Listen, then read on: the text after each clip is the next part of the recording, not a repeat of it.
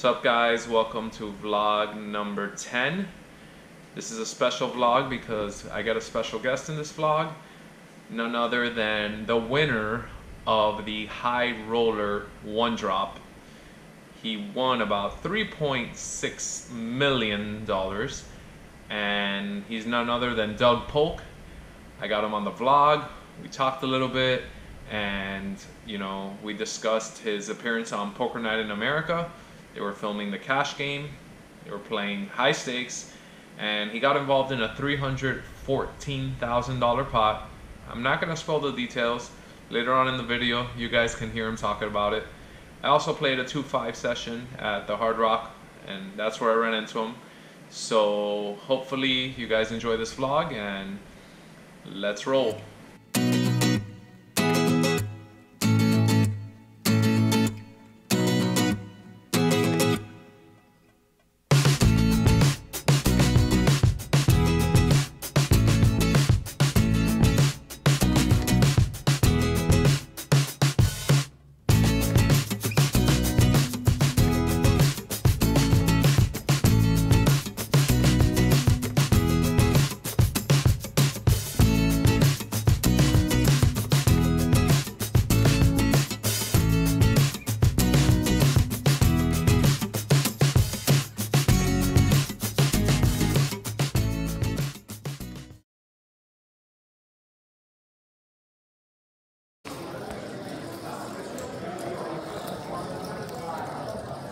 One of the first hands of the night in the 2-5 session, I end up picking up pocket nines, and I'm in the small blind. There's a few limps, and it gets back around to me, and I decide to bump it up to 30, try to thin out the field, and the big blind calls, the middle position player calls, and the button calls. So at this point, we're going 4 ways to the flop. The flop comes 7-6-6 rainbow, and I'm first tacked. Here, since there's 3 other players in the hand, there's 2 options really. I could check and see what ends up happening.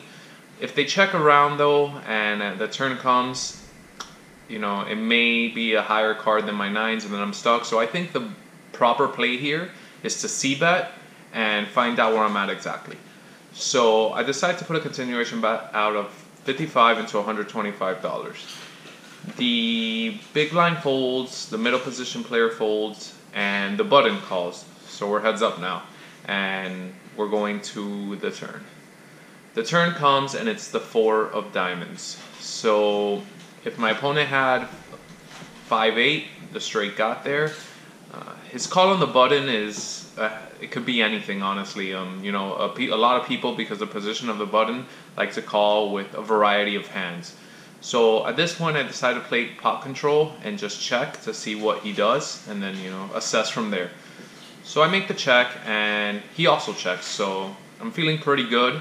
I figure if he has a 7 or a 6, he probably would have bet there, but he didn't, and that's okay. So we'll go to the river. The river comes, and it's another 7.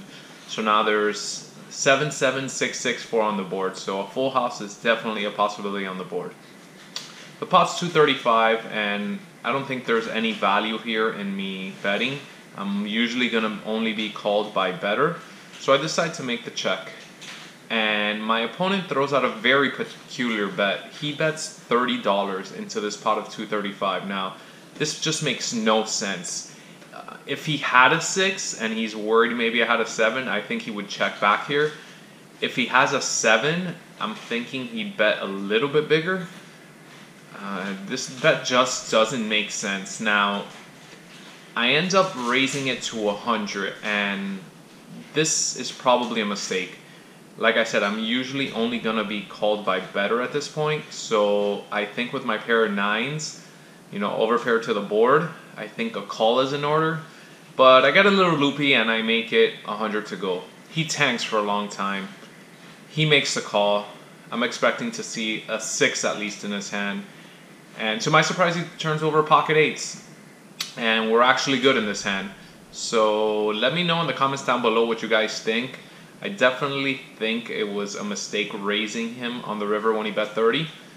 Just let me know in the comments, down below what you guys think, how I should have played this hand, I guess. You know, I like to take different opinions. I think I was alright until my river raised, but happy to win the pot, and yeah, I think even when I raised him to 100, he probably should have folded, because with eights, I mean, he's beat by any overpair, 7, 6s. Happy to win the hand though.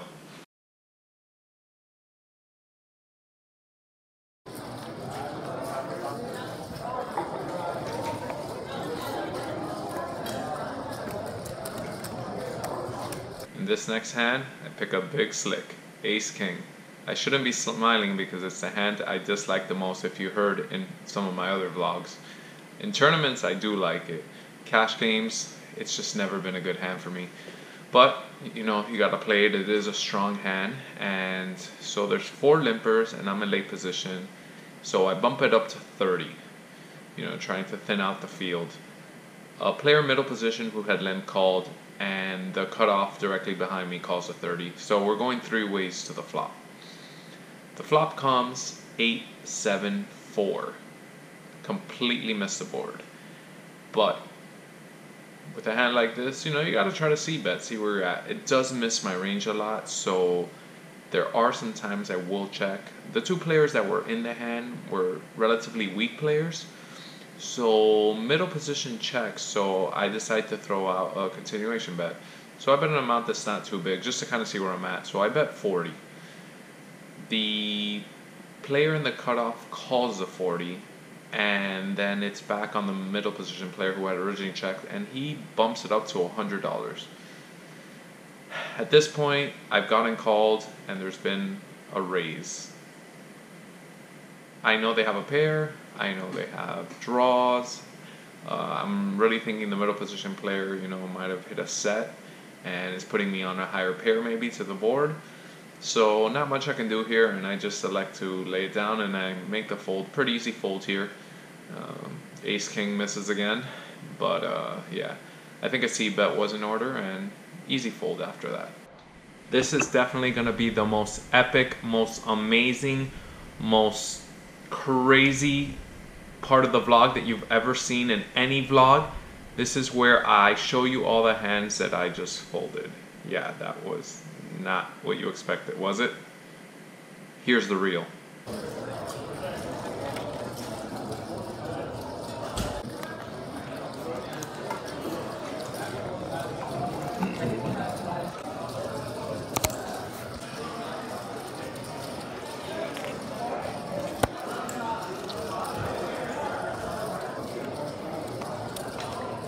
It has to be before the father out, you know. Talia.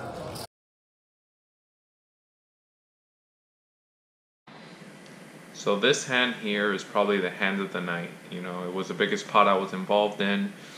The night was relatively slow. It was a lot of folding. There was only maybe 5 or 6 hands that I was actually involved in of any importance. So this hand here, I'm in the cutoff, and I have ace queen, ace of spades, queen of hearts, and there's a couple limpers, and it gets to me.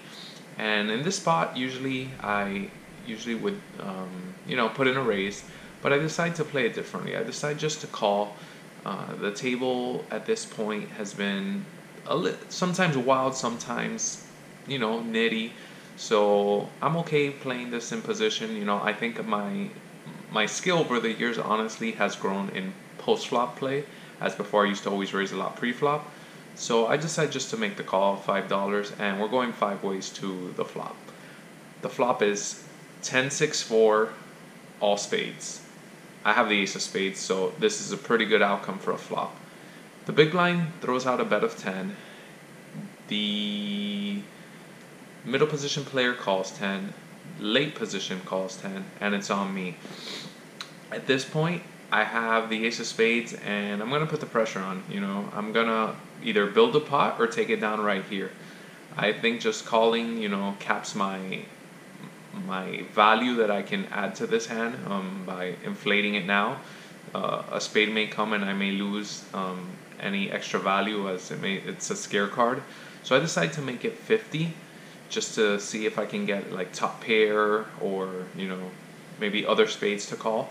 So I make it 50 and the button calls the 50, which that guy's a super loose player. He's a calling station basically. He calls everything. Gets back to the big blind and he shoves all in for 110. The middle position player and the late position player fold. I'm not going anywhere. I make the call and the button calls. The turn comes and it's a non-spade jack. So this adds a gut shot to me, giving me a gut shot to Broadway. Either way, I'm going to play pot control and maybe let the, you know, loose player, aka calling station, you know, maybe throw a bet. I check and he also checks. The river comes and bingo, the queen of spades. That's right, we hit the nut flush. Now, like I said, this player on the button is a calling station. So I need to figure out a way to extract the most amount of money. So I think about it for a relatively long time and decide just to grab a stack of chips, green 25 chips, and just dump it in the middle. It ends up being a bet of 275. He snap calls. So at this point I know he has the spade. I turn over my hand. We're obviously good. And he turns over the king of spades, king 10. So he had flop top pair with the king of spades, so it was a good flop for him as well, just a better flop for me. And the big blind folded his hand. He may have flopped the flush. I mean, that check raise on the flop to 110 all in showed a lot of strength. So, you know, we got there on the river and we won a nice sized pot. And let me know down below if you guys think maybe on the river what my bet should have been. I wanted to make it, you know, close.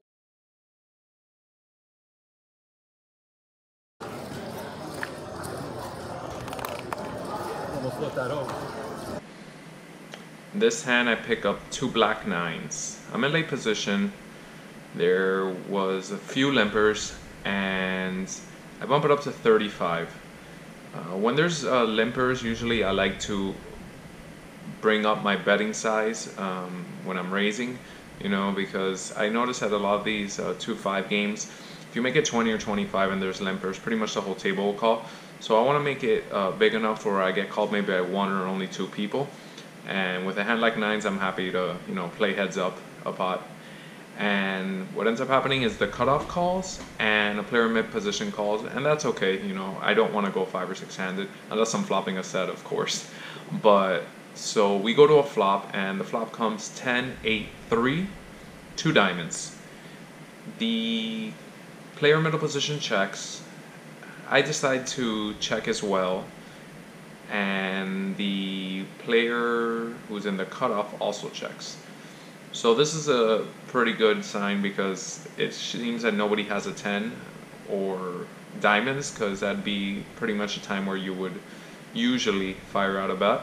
So we go to the turn. The turn is a 3 of clubs. The middle position player checks, and I think at this point it's clear that I should probably put out a bet, see where I'm at. You know, don't want to check it through one more time. And I put out a bet of $55. The cutoff makes the call, and the middle position player folds.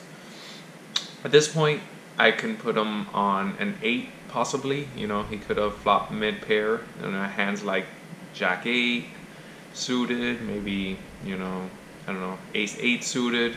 People love to call, you know, raises with Ace X suited, just because, you know, if they hit the nut flush, he could have diamonds, or he could have Jack 9 and, you know, try to hit that open-ended on the river. The river comes and it's a 7 of clubs. So now there is definitely a straight on the board if he had a hand like, you know, Jack 9.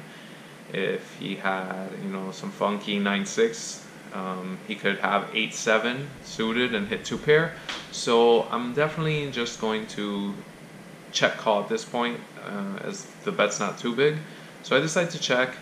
He thinks about it for a pretty long time, and, you know, the fact that he's thinking about it for this long makes me feel like I'm gonna call, because he looks like he's tempted to bluff.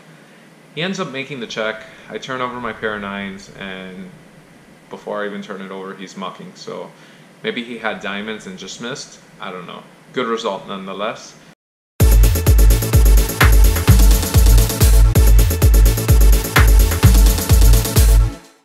Start. It has started. That was me. What's up, guys? Doug Polk here. Doug Polk, just ran into him. I'm here at the Seminole Hard Rock Casino, playing my regular, 2-5 or 5-10 game. And look who I come across. None other than Douglas Polk. Doug Polk. Upswick Poker. You gotta check it out, check it out.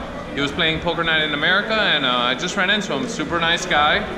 And he, he was nice enough to get on the vlog for you guys. So my subscribers, as always, like and subscribe, like and subscribe. Hit that subscribe button right now. What up? That's right, that's right. Also comment down below. That's how my channel grows. Hey. Yeah, so how'd it go in Poker Night in America? Well, the thing is, it went exceptionally awesome. The whole, I was crushing it until it didn't.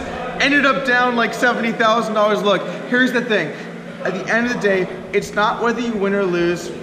No, it is. Yes, I lost. It doesn't matter how you play the game. Oh my God. Yeah. I ended up down like 70K. I was up 200K the whole session. I was crushing. I was chilling. I was letting them know what up. Big dick on the table. You guys know how it goes. Bleep that and out. then all of a sudden, I mean your channel, you can decide. Yeah. And then all of a sudden, you get your classic $300,000 pot cooler. We've all been there. But what was your Ace Queen versus my King Jack. What are the chances of that? What are the chances of Ace Queen, King High, and King Jack on pre? On pre. Yeah. It was your standard every 800K No, pot. I'm sure. Yeah. Usually it's aces against kings, but yeah, I feel you. Don't belittle the viewer. They know. They've been there. Doesn't matter the stakes, guys. We know. Oh, I thought the stakes. Oh, you got. Oh, sure. Well, I don't know. Anyway, so I got on King Jack versus Ace Queen. Ace 8-6. I was like, I feel good here. Yeah, runner. Feel good. Turn spade, we got the king of spades. I was like, come on, brick. And I was like, okay, I'm gonna lose today. Yeah. So we lost after 7 hours of chip leading the table. I lost $65,000. But you're in South Florida. It's a great place to be, though. Oh, that's an upside. Oh. No, there's always upside. Oh yeah, that's. All right, guys. Upside. Just ran into Doug Polk, like I said, and super nice guy, and yeah, he'll make that money back next time in Poker Night. Vaguely nice. Maybe. Yeah, I don't know about the King High, but yeah, I'm sure he did pretty well for himself this summer. Did okay. Yeah. One drop helped out. Yeah, that was pretty good. All right, guys.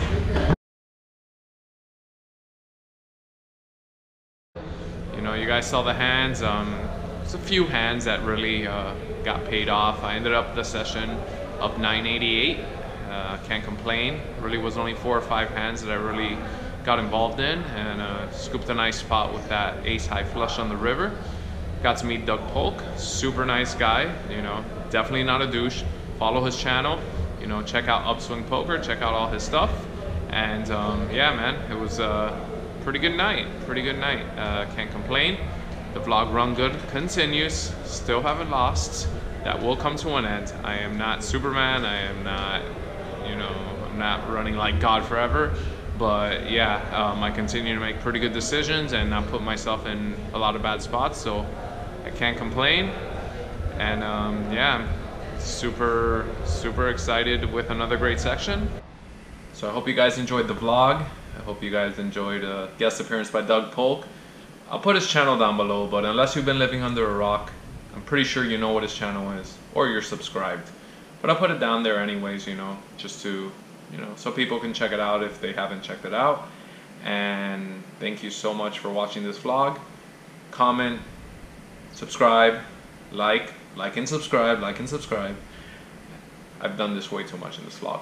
Anyways, let me know of your feedback, if you would want me to add more to the vlog that's maybe non-poker related, but I think you guys like that it's pretty much just poker, but I'll definitely take some feedback. So until next time, guys, when my next poker vlog comes out, be on the lookout. It'll be coming soon to a YouTube near you. Peace out.